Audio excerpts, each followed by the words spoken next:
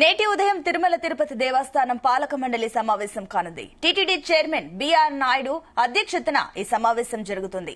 ఈ భేటీలో సుమారుగా 5,400 కోట్ల అంచనాలతో 2025-26 వార్షిక బడ్జెట్ ను ప్రవేశపెట్టనున్నారు. గత ఏడాది వార్షిక బడ్జెట్ 5,141 కోట్లుగా ఉంది. అయితే ఈ సమావేశంలో 30కు పైగా ఎజెండా అంశాలపై చర్చించి తీర్మానాలు చేయనున్నారని సమాచారం.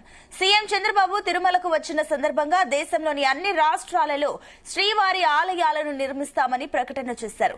దానికి సంబంధించి ఓ ట్రస్ట్ ను ఏర్పాటు చేస్తామన్నారు.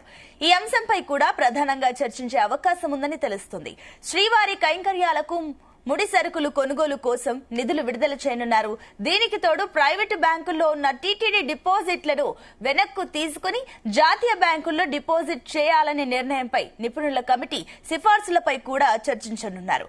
వేసవి నేపథ్యంలో కొండపై నీటి కొరత లేకుండా చర్యలకు ప్రణాళికల రచనపై చర్చించనున్నారు. దీనికి తోడు వేసవి సెలవులు రద్దీని దృష్టిలో ఉంచుకుని భక్తులకు ఇబ్బంది లేకుండా సౌకర్యాల కల్పనపై చర్చించనున్నారు.